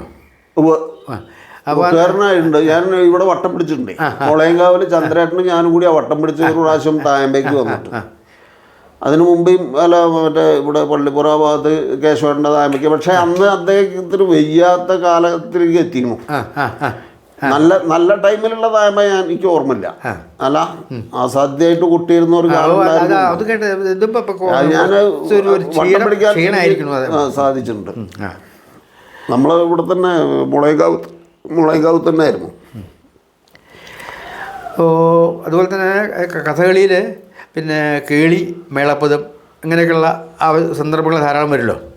അപ്പോൾ ആ തരത്തിൽ മദ്ദള ആചാര്യന്മാരുടെ ആരൊക്കൊപ്പം കൊട്ടാൻ വന്ന് കഴിഞ്ഞിട്ടുണ്ട്? മദ്ദള ആചാര്യന്മാരെ പുട്ടിപ്പോളാശാൻ, നമ്പീശ കുട്ടിയാശാൻ മുതലൊക്കെ അവിടെ നിന്നുള്ള അവരുടെ കൂടെ രംഗത്ത് തരായിട്ടുണ്ട്. മേളപ്പദം അല്ല, മേളപ്പദം തരായിട്ടില്ല. അല്ല, കളിക്ക് ചെറുതായിട്ട് കൂടാനൊക്കെ. പിന്നെ അമ്പലങ്ങളിലൊക്കെ ഒറ്റയ്ക്കുള്ള കേളിക്ക് ഇങ്ങനെ കേവന്മാരായിട്ടുള്ള മദ്ദളക്കാരെയൊക്കെ അങ്ങനെ ഒന്നുണ്ടോ? ഇപ്പോൾ സ്പെഷ്യൽ കേളിക്ക് മാത്രം സ്പെഷ്യൽ കേളിക്ക് എന്ന് പറഞ്ഞപ്പോൾ ഞാൻ കോട്ടക്കൽ രവിയേട്ടൻ ആ അങ്ങനെയാണ് ഇപ്പോൾ ഒരു കേളി ഇപ്പം മദ്ദളക്കാരിൽ ഉയർന്ന ഒരു മദ്ദളക്കാരൻ എന്ന് പറയാൻ ഉള്ളൂ. പിന്നെ തൃപ്പലമുണ്ട നടരാജേട്ടൻ ഉണ്ടായിട്ടുണ്ട്. പിന്നെ അതിൻ്റെ കീഴ്പ്പെട്ടുള്ള ആൾക്കാർ കുറേ ആൾക്കാരുണ്ട്. അതെ. അപ്പോൾ മേള പ്രമാണി ആയിട്ടുള്ള നിലയ്ക്ക് അങ്ങനെ മേള അനുഭവങ്ങൾ എവിടെയൊക്കെ വെച്ചിട്ട് എന്തൊക്കെ അങ്ങനെ പ്രത്യേകിച്ച് എടുത്തു പറയാനുണ്ടോ? മേളം അനുഭവങ്ങൾ എന്ന് വെച്ചാൽ ഒരു പല സ്ഥലത്തും നമ്മൾ പ്രമാണിച്ചിട്ട് വളരെ നല്ല അഭിപ്രായങ്ങളും കയ്യടി ആരവം എന്നൊക്കെ പറഞ്ഞില്ലേ, അങ്ങനെയൊക്കെ ഒരുപാട് അനുഭവങ്ങൾ ഉണ്ടായിട്ടുണ്ട്. പൊതുവേ ഒരു തരക്കേടില്ലാത്ത ഒരു നേതൃത്വം കൊടുക്കാൻ സാധിച്ചിട്ടുണ്ട്. അതെ. കലാമണ്ഡലത്തിൽ നിന്ന് പോകുന്നതിന് ശേഷം കളിക്കൂട്ടിന് എത്ര വിളിച്ചിരുന്നു? കലാമണ്ഡലത്തിൽ നിന്ന് പോകുന്നതിന് ശേഷം കളിക്ക് 1 or 2 കളി ഞാനാണെന്നാണല്ലോ ആദ്യം പറഞ്ഞത്. ഈ മേഖല വിടാൻ തന്നെ കാരണം കഥകളിക്കൂട്ടിൽ അന്ന് പിന്നെ സപ്പോർട്ട് ചെയ്യാനൊന്നും ആരുമില്ല.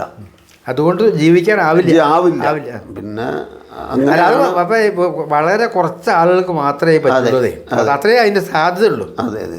കഥകളിയിൽ പിന്നെ രാമുട്ടി ആസാൻ, ഗോപി ആസാൻ, അതുപോലെ തന്നെ കുട്ടനാസാൻ, ഇങ്ങനെയുള്ള പ്രഗത്ഭന്മാരായ ആസാന്മാരുടെ വേഷത്തിന് കൊട്ടാൻ സാധിച്ചിട്ടുണ്ടോ? അത് ഇപ്പോൾ കാര്യമായിട്ട് സാധിച്ചിട്ടുണ്ടെന്ന് വെച്ചാൽ ഈ സ്പിപ്മേക്ക എന്ന് പറഞ്ഞ ടൂറിന് പോയിട്ടാണ്. അല്ലെങ്കിൽ കലാമണ്ഡലം ട്രൂപ്പിൻ്റെ കളിച്ചൊക്കെ പോകുമ്പോൾ ആ കാലത്ത് സാധിച്ചിട്ടുണ്ടോ? ഇല്ല. ആശാന്മാർ പെടുത്താനുണ്ടാവും. ആശാന്മാരാണല്ലോ. ഒരു തവണ രാമുട്ടിയാസന്റെ കീഴേര്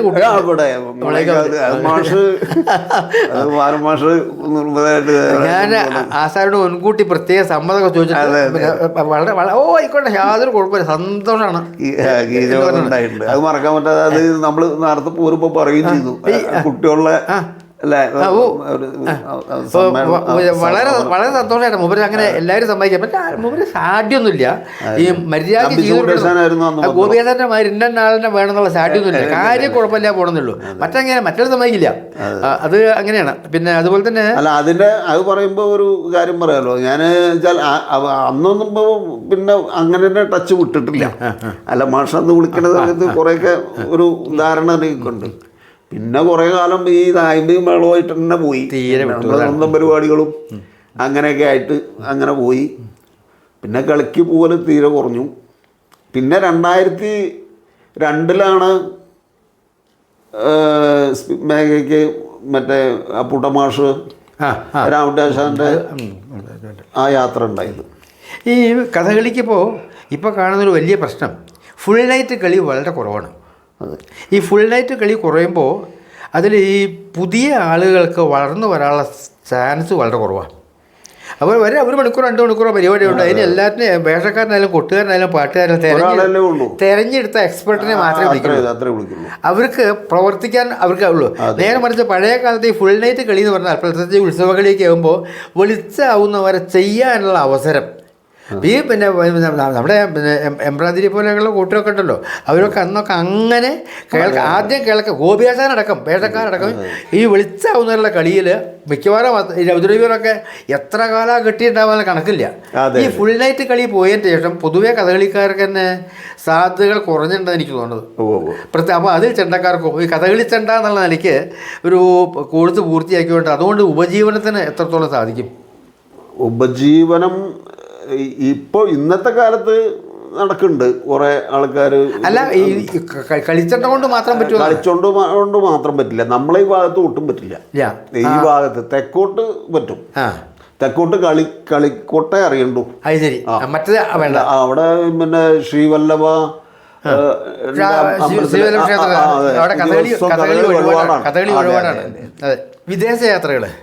വിദേശയാത്രകൾ തരായത് ഒന്ന് തായ്ലാൻഡ് പോയിട്ടുണ്ട്, ഫ്രാൻസ് പോയിട്ടുണ്ട്. ആരോടൊപ്പം എങ്ങനെ ട്രൂപ്പ് മേളത്തിനാണോ കഥകളിക്കാണോ? കഥകളി ചെണ്ട അത് വൈക്കം ജയപ്രകാശ് അദ്ദേഹം വിളിച്ചിട്ടാണ് അങ്ങനെ കഥകളി ചെണ്ടക്കായിട്ട് തന്നെ പോയത്. പിന്നെ അവിടെ അതേമാതിരി തായ്ലാൻഡ് യാത്ര നമ്മളിവിടെ ഒരു കലാമണ്ഡലം രാമൻകുട്ടി അദ്ദേഹം മറ്റേ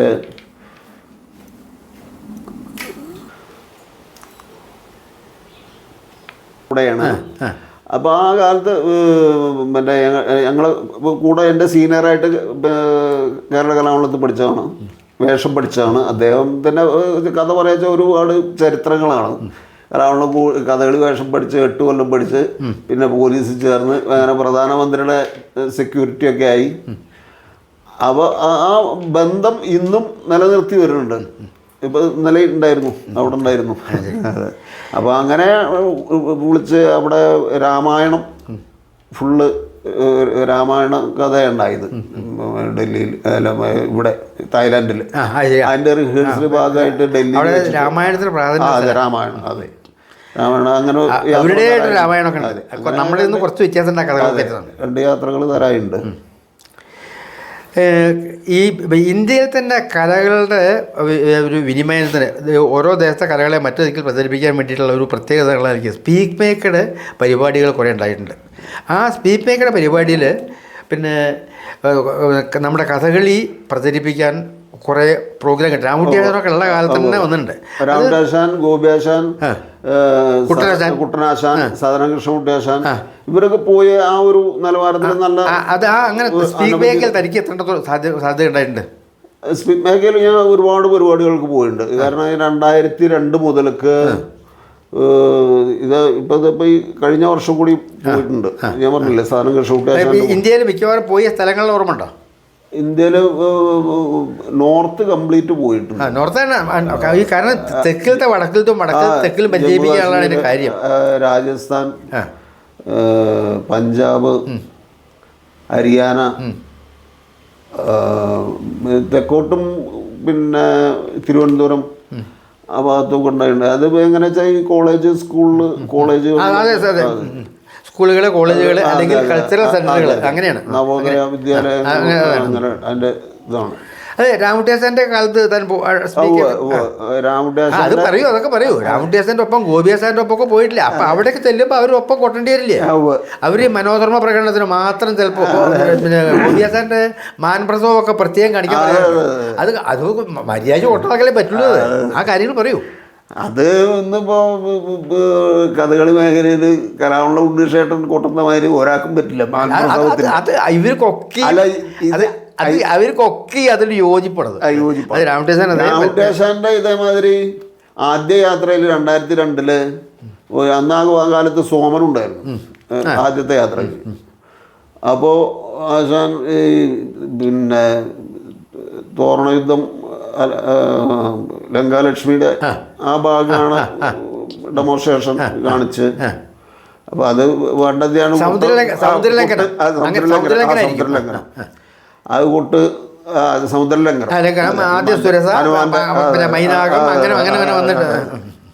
കൊട്ട് ശരിയാവാനായിട്ട് എന്നെ വിളിച്ച് കുറേ പറയുകയൊക്കെ ചെയ്തു. എന്നിട്ട് പിന്നെ ഉണ്ണീഷനോടൊക്കെ ചോദിച്ച് മനസ്സിലാക്കണം എന്നൊക്കെ പറഞ്ഞ് കുറേ ഉപദേശിച്ച് അങ്ങനെ അതേമാതിരി അജകര അത് ഈ രാമകുട്ടിയാശാന്റെ നീളം കറക്റ്റാവണം അദ്ദേഹത്തിന്. അത് ഭയങ്കര ഇതാണ്. മറ്റവരൊക്കെ അഡ്ജസ്റ്റ് ചെയ്യും. താളം കടുകെട്ടിയ. അപ്പോൾ അത് ഒക്കെ ഈ പറഞ്ഞ ഉണ്ണിഷേട്ടൻ തന്നെ കലാമണ്ഡലത്തിൽ ഞാൻ ഒരു പ്രാവശ്യം പോയിട്ട് അരുൺവാരെ വെച്ച് എനിക്ക് വേണ്ടിയിട്ട് ചൊല്ലി അടിച്ചിട്ട് അതൊന്നും മറക്കാൻ പറ്റില്ല. കാരണം അതിൻ്റെ നീളമൊക്കെ ആദ്യം കൃത്യമാക്കി തന്ന് അത് ഭയങ്കര വല്ലാത്തൊരു അനുഭവമാണ്. എന്നിട്ട് ഞാൻ പിന്നെ പോയി ഈ രാമകുട്ടിയാശാൻ തന്നെ ശരിയാവുണ്ട് എന്ന് പറഞ്ഞു.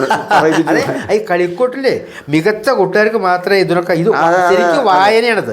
ഇതൊക്കെ മനോധർമ്മവും വായനയൊക്കെയാണ്. അവര് മനസ്സിൽ കാണുന്നത് കൂട്ടുകാരുടെ മനസ്സിലും കാണണം. അതെ അതെ അത് നേരത്തെ പറഞ്ഞ പോലെ ടീം വർക്ക് കൊണ്ട് മാത്രമേ നേരെയുള്ളൂ. അങ്ങനെയാണ്. അത് നല്ല എഫക്റ്റീവാണ്. അതെ, അതാണ്. അതിപ്പോൾ ഒരു മേളമായാലും മറ്റേ തായമ്പയായാലും നമ്മൾ കുട്ടി സ്വാധീനം വന്നാൽ തന്നെ അത് എന്തെങ്കിലും ചെയ്യണമെന്നും അത് വേറിട്ട് കാണിക്കും. എന്തെങ്കിലും ഒരു തായമ്പ കൊട്ടണമെന്നും ദിവസവും തായമ്പ കാരനായാലും അത് നമ്മൾ വേറിട്ട് കാണിക്കും. അതേമാതിരി തന്നെ കഥകളി കൂട്ടും. അതാണ്. അല്ല, ഇത് വിദഗ്ധന്മാർക്ക് മാത്രമേ അത് ചെയ്യാം. അപ്പോൾ അതിൻ്റെ എഫക്റ്റ് അതാണ്. ഇപ്പം ഇവരൊക്കെ ഇന്ന ആൾ കൊട്ടാൻ വേണം, ഉണ്ണിഷ്ടം കൊട്ടാണ് അല്ലെങ്കിൽ മറ്റേ കൊട്ടാൻ വേണമെന്നൊക്കെ പറയണത് അവർക്കുള്ള മനപ്പൊരുത്തം കൊണ്ടാണ്. ഇവർക്ക് അധ്വാനം കുറയും, ഇവർ ചെയ്തതിൻ്റെ ഫലം മറ്റവരുണ്ടാക്കും. അതുകൊണ്ടാണ് പറയണത്. അതാണ് അപ്പോൾ രാമകൃഷ്ണനൊക്കെ ആ കാര്യം കൃത്യമായിട്ട് പറയുകയും ചെയ്യും. കോളേജിൽ വെച്ചിട്ട് അത് ഞാൻ അവിടെ പഠിക്കുന്ന കാലത്ത് എനിക്ക് മറക്കാൻ പറ്റാത്ത കൃഷ്ണൻകുട്ടി പോളാശാൻ്റെ ഒരു ബാലവിജയം ഉണ്ടായിരുന്നു, രാമകൃഷ്ണൻ്റെ. അപ്പോൾ അന്നാണ് നമ്മൾ ആ കൈലാസത്തിൻ്റെ ഒക്കെ ഒരു വലുപ്പം എന്താന്നുള്ളത് ഈ മേളത്തിൽ തന്നെയാണ് കാണിക്കുന്നത്. അങ്ങനെ തന്നെയാണ് ഇവരിപ്പോൾ ഇങ്ങനെ നോക്കണ തന്നെയുള്ളൂ. വിമാനത്തിന്റെ പോക്ക് വരുന്നുണ്ട്, ആ ദൂരത്തുനിന്ന് വരുന്ന വിമാനം ഇങ്ങനെ ശബ്ദം കൂടി അങ്ങനെ കുറേ കാര്യങ്ങളുണ്ട്. അതെ, അതുപോലെ തന്നെ സമുദ്രലംഘനം ഒരു ഒന്നാം തരം മേളക്കാരനല്ലാതെ സമുദ്രലംഘനത്തിന് കൊട്ടാൻ പറ്റില്ല. പിന്നെ മാത്രമല്ല രാമകൃഷ്ണൻ്റെ ഒപ്പം ആകുമ്പോൾ താളവും പിഴയ്ക്കാതെ പോകണം. മാത്രം പരിചയപ്പെടുന്ന ഏർപ്പാടുണ്ട് ഇതിൽ. ഓരോ ഇനത്തിനും ആദ്യം മദ്ദളം പരിചയപ്പെടുത്തും. അപ്പോൾ ചെണ്ട പരിചയപ്പെടുത്തുമ്പോൾ ഞാൻ എന്തെങ്കിലും ഈ പറഞ്ഞ മാതിരി വെറൈറ്റി ആയിട്ടുള്ള പല സ്ഥലത്തും പലത് പരീക്ഷിച്ച് അങ്ങനെ ചെയ്യാറുണ്ട്. അപ്പോൾ അതിന് ഭയങ്കര കയ്യടി മേടിക്കും. അതുവരെ എല്ലാത്തോളം ഞങ്ങൾ എല്ലാ പാട്ടുകാരും ഒക്കെ പരിചയപ്പെടുത്തും. അങ്ങനെ അനുഭവങ്ങളുണ്ടായിട്ടുണ്ട്. പ്രത്യേക വെച്ചാൽ പിന്നെ അവർക്ക് തന്നെ മനസ്സിലായി ഇതിന് നമ്മളാണ് ഇതിന് ജീവൻ നൽകണത്. ചെണ്ടയാണ് അതിന്റെ പ്രാധാന്യം. അതെ, നടന്റെ പ്രവർത്തനത്തിന് ശക്തി കൊടുക്കുന്നത് ശബ്ദത്തിലാണ് എന്നുള്ളത് അവർക്ക്. ഈ പകർനാട്ടത്തിലൊക്കെ അത് എൻ്റെ ഒരു അഭിപ്രായം പറയാച്ചാൽ ഇതിപ്പോ ഈ ചെണ്ടയെ കുറിച്ച് ധാരാളം ജ്ഞാനമുള്ള ഒരാൾ എന്നെ വേണം. ഇത് കൂട്ടായ്മയുടെ പ്രവർത്തനമാണ് ശരിക്കും. കഥകളി പറഞ്ഞാൽ വേഷക്കാരൻ മെയിനാണ് സംഭവം ശരി. അത് കഴിയാൻ പാട്ട്, പിന്നെ മേളക്കാരൻ, ചെണ്ട പ്രധാനം തന്നെയാണ്. അതാണല്ലോ ഇന്നാള് ചെണ്ടക്കാരനാവണമെന്ന് പറയാൻ പ്രധാനം തന്നെയാണ്. ഇപ്പോൾ രണ്ടാമത്തെ ഒന്ന് ചെയ്തതിന്റെ ഫലം കിട്ടണമെങ്കിൽ അത്, പിന്നെ ചെയ്യണതിന്റെ അധ്വാനം കുറയും. അതെ, നടന് അനുഭവം ഉണ്ടാക്കാൻ സാധിക്കും. അതാണ്, അതൊരു വലിയ കാര്യമാണ്. പിന്നെ സ്പീക്ക് മേക്കറുടെ ഇതായിട്ട് ഉത്തരേന്ത്യയിൽ ഏറെക്കുറെ ഇവിടെ പിന്നെ അങ്ങനെ കേരളത്തിൽ അങ്ങനെ ഉണ്ടായിട്ടുണ്ട്. കേരളത്തിലും ഈ പാലക്കാട് ജില്ല കുട്ടനാശാനെ വെച്ചിട്ട് ഉണ്ടായിട്ടുണ്ട്. അത് കോട്ടക്കൽ ഉണ്ണിമാരുടെ ഉണ്ടായിട്ടുണ്ട്. കുറേ സ്കൂളുകളും ഒക്കെ ഉണ്ടായിട്ടുണ്ട്. ഒന്നാം ദിവസം അതേമാതിരി മറ്റേ അത് പിന്നെ വേഷത്തോട് കൂടിയിട്ട് തന്നെ ഉണ്ടായിട്ടുണ്ട്. ഇവിടെയും വേഷത്തിന്റെ ഒരു ഭാഗം മാത്രമേ ചെയ്യാറുള്ളൂ, പിന്നെ ഡെമോൺസ്ട്രേഷനാണ് ആശാന്മാർ ചെയ്യാറ്. ആരൊക്കെയായിരുന്നു ഈ സ്പീക്കിംഗ് തന്നെ കൂട്ടിക്കൊണ്ടുപോയിട്ടുള്ള ടീം? അപ്പൂട്ടമാഷാണ്.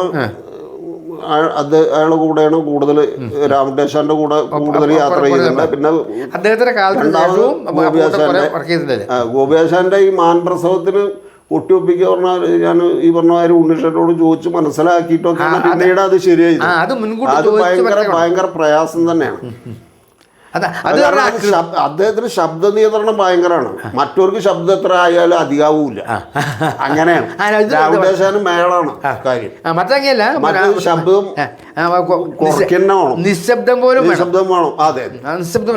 അപ്പൊ അതില് ഒന്നാം ദിവസത്തിൽ അരയന്നം അങ്ങനെ മറന്നു വല്ലാത്ത അനുഭവങ്ങളാണ്. അതുപോലെ തന്നെയാണ് മൂന്നാം ദിവസത്തിൽ പിന്നെ കാർക്കോടകൻ ഇഴഞ്ഞു പോണ അദ്ദേഹത്തിന് ആ നോട്ടം, ഗോപിയാശാനത്തിൽ ആ നോട്ടത്തിൽ ഇപ്പം നമുക്ക് ഒരു സാധനം ഈ പാമ്പഴഞ്ഞു പോകുന്ന ശബ്ദം ഉണ്ടല്ലോ, ആ ശബ്ദം നമ്മുടെ ചെവിയിൽ വെള്ളം വരുന്നു. അത് ഈ പശ്ചാത്തലത്തിൽ ഉണ്ടാക്കണം.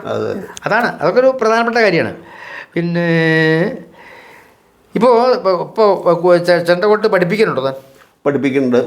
അതെ, എവിടേക്കാ എങ്ങനെയൊക്കെയാ? അത് ഇപ്പോൾ ഇവിടെ ഇപ്പോൾ ഒരു കുട്ടി വരുന്നുണ്ട്, വീട്ടിൽ വന്ന് പഠിക്കുന്നുണ്ട്. ആള് കുറച്ച് കലാവളത്തിൽ പഠിച്ചാണ്. ഇപ്പോൾ +1 +2 ഇപ്പോൾ യൂത്ത് 10 മിനിറ്റ് താഴേക്ക് വേണ്ടിയിട്ട്. അപ്പോൾ ഞാൻ പറഞ്ഞു സ്ഥാനങ്ങളൊക്കെ കൃത്യമായിട്ട് കൂട്ടുക. അതേമാതിരി ഇപ്പോൾ തിരുനാരായണപുരത്തൊരു ക്ലാസ് തുടങ്ങിയിട്ടുണ്ട്, ചെമ്മലശ്ശേരി ഉണ്ട്. എത്ര കുട്ടികളുണ്ട് അവിടെ? 10-12 കുട്ടികളുണ്ട്. ഇവിടെ ഒരു 5-8 കുട്ടികളേ ഉള്ളൂ. ചെമ്മലശ്ശേരി. പിന്നെ പരപ്പനങ്ങാടി ഉണ്ട്, അവിടെ ഉണ്ട് ഒരു 8-10 കുട്ടികളുണ്ട്. അപ്പോൾ അത് എങ്ങനെ ഏത് സമയത്താണ് ക്ലാസ് എടുക്കുക? ക്ലാസ് ശനി ഞായർ ഒക്കെയാണ് സ്വതവേ. യൂത്ത് ഫെസ്റ്റിനോട് ബന്ധപ്പെട്ടിട്ട് പല പരിപാടിയും കിട്ടാറുണ്ടോ? യൂത്ത് ഫെസ്റ്റിവലിൽ ജഡ്ജസായിട്ട് പോവാറുണ്ട്. അതൊരു പ്രധാനപ്പെട്ട കാര്യമാണ്. ഒരു ഘട്ടത്തിൽ ഒരുപാട് ആൾ പെടുന്നില്ലേ, ഈ എല്ലാ സബ് ജില്ലകളും എല്ലാ ജില്ലകളും ചിലപ്പോൾ ഒരേ സമയത്താണ് വരിക. അതിൽ പറഞ്ഞ മാതിരി എല്ലാം വേണമല്ലോ, വേഷക്കാരന് വേണം, കൂട്ടുകാരന് വേണം, ഒക്കെ വേണമല്ലോ. അതൊരു സാധ്യതയുള്ള കാര്യമാണ്. അത് അർഹതയുള്ള കുട്ടിക്ക് തന്നെ കൊടുക്കും മാർക്ക്. അപ്പോൾ പുതിയ ഈ സൈഡ് ആയിട്ട് വരുന്ന കുട്ടികൾക്ക് എത്രത്തോളം താല്പര്യമുണ്ട്? ഈ മെയിൻ വിദ്യാഭ്യാസത്തിൻ്റെ ഒപ്പം ചെണ്ട പിടിക്കുന്ന കൂട്ടർക്ക് ഈ വാദ്യത്തിൽ എത്രത്തോളം താല്പര്യം കാണുന്നുണ്ട്? അതോ രക്ഷിതാക്കളുടെ നിർബന്ധത്തിന് വരണതാണോ? താല്പര്യം ചില ഒരു വിഭാഗം മാർക്ക് ഉദ്ദേശിച്ച് അങ്ങനെ മാർക്ക് എൻ്റെ ഒരു പ്രധാന ചിലര് താല്പര്യമായിട്ട് വരുന്നുണ്ട്. ഈ സംസ്ഥാനത്ത് സമ്മാനം എ ഗ്രേഡ് കിട്ടിയാൽ മാർക്കുണ്ട്, ഗ്രേസ് മാർക്കുണ്ട്. അതെ അതെ അതാണ് നന്നായിട്ട് കൂട്ടുന്ന പിള്ളേരുണ്ട്. ഇപ്പോൾ പിന്നെ ഇടയ്ക്ക് പഠിക്കലുണ്ടായിട്ടില്ലേ? ഇടയ്ക്ക് പഠിക്കലുണ്ടായിട്ടുണ്ട്. എവിടുന്ന് എങ്ങനെ? അത് ഞാൻ കലാവണ്ണ കോഴ്സ് കഴിഞ്ഞ് പിന്നെ കഥകളിയൊക്കെ കുറഞ്ഞപ്പോൾ തായമ്പ മേളം അമ്പല പരിപാടി ഒക്കെ ആയിട്ട് അങ്ങനെ പോകുമ്പോൾ പഞ്ചവാദ്യം അന്ന് ധാരാളം ഉണ്ടായിരുന്നു. അപ്പോൾ ഈ നമുക്ക് വെറുതെ ഇരിക്കണ്ടല്ലോ, ഈ ഇതില്ലെങ്കിൽ അതിന് പോവാം എന്നുള്ള ആ ഒരു ലെവലിൽ ഇടയ്ക്ക് പഠിക്കണം എന്ന് വിചാരിച്ചിട്ട് എൻ്റെ ചുണ്ടുപോളാശാനെ തന്നെ പോയി കണ്ടു. ഞാൻ വെള്ളിനഴി പോയി. അപ്പോൾ അതിനെന്താ വന്നോ എപ്പോഴാച്ചാ വന്നോ എന്ന് പറഞ്ഞു. അത് അവിടെ തന്നെ ഒരു മാസക്കാലം അഭ്യാസം, അന്ന് ചെണ്ട അഭ്യാസം ഉണ്ടായി അവിടെ കാന്തല്ലൂർ അമ്പലത്തിൽ വെച്ചിട്ട്, അഗ്രശാലയിൽ വെച്ചിട്ട്. അതായത് ഞാൻ ചെത്തല്ലൂർ ഗോപേട്ടൻ, പോരൂർ കുട്ടേട്ടൻ അങ്ങനെ ഉണ്ടായി. പിന്നെ അവിടെ തന്നെ വെള്ളിനഴി ഒരു രവീന്ദ്രൻ ആളുണ്ടായിരുന്നു. ഞങ്ങൾ 3-4 ആളായിരുന്നു. അപ്പോൾ പകൽ അച്ചുപോള തായമ്പയിൽ തന്നെ ചില വെറൈറ്റികളൊക്കെ അഗ്രശാലയിൽ വെച്ച് കുട്ടിക്കായിരുന്നു. അല്ല ഒരു ചില സമയത്ത് ആശാന ചില മൂടുമൊക്കെ അവിടെ പോവാ പറയും, അഗ്രശാല അങ്ങനെ പോയി കുട്ടിക്കാറുണ്ടായിരുന്നു. അതുകൊണ്ടൊക്കെ ഇടയ്ക്ക് പിന്നെ ചാൻസുകൾ കിട്ടിയിരുന്നു. ഇടയ്ക്ക് കുറേയൊക്കെ ഞാൻ പഞ്ചായത്തിന് പോയിരുന്നു. ആദ്യകാലത്തൊക്കെ കുറേയൊക്കെ പോയിരുന്നു. ഇപ്പൊ അതിലും ആൾക്കാർ ഇപ്പൊ അതാ ചെണ്ടയ്ക്ക് ആയില്ലോ. ഇപ്പൊ തിരക്ക് ചെണ്ടയിലായല്ലോ. ഇപ്പൊ ചെണ്ടയിലായി. 2 കൂടി നടക്കുന്നുണ്ട്. തിമല പഠിച്ചിട്ടുണ്ടോ? തിമല പഠിച്ചിട്ടില്ല. ഇല്ല, ഒട്ടുമില്ല. ഇല്ല. പിന്നെ എടുത്തു പറയത്തക്ക അംഗീകാരങ്ങൾ, ബഹുമതികൾ അങ്ങനെ എന്തെങ്കിലും? കണയം ശ്രീ കുറുമ്പ ഭഗവതി ഒരു ആദരവ്, ഇവിടെ സ്വാമി വിവേകാനന്ദ മന്ദിരത്തിൻ്റെ ഒരു ആദരവ് മുളങ്കാവുണ്ട്. പിന്നെ ചെമ്മലശ്ശേരി കൃഷ്ണപുരത്ത് ആദരവ്, ആലിക്കല് മിക്കവാറും മേളത്ത് തായമ്പായ്ക്ക് തന്നെ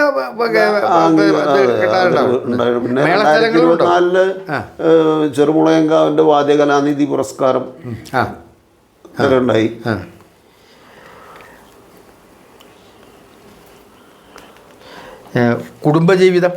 കുടുംബജീവിതം ഞാൻ ഭാര്യ 2 മക്കളാണ്. മകളുടെ കല്യാണം കഴിഞ്ഞു. ഭാര്യയുടെ വീട്? ഭാര്യ മങ്കട എന്നാണ് കല്യാണം കഴിച്ചത്.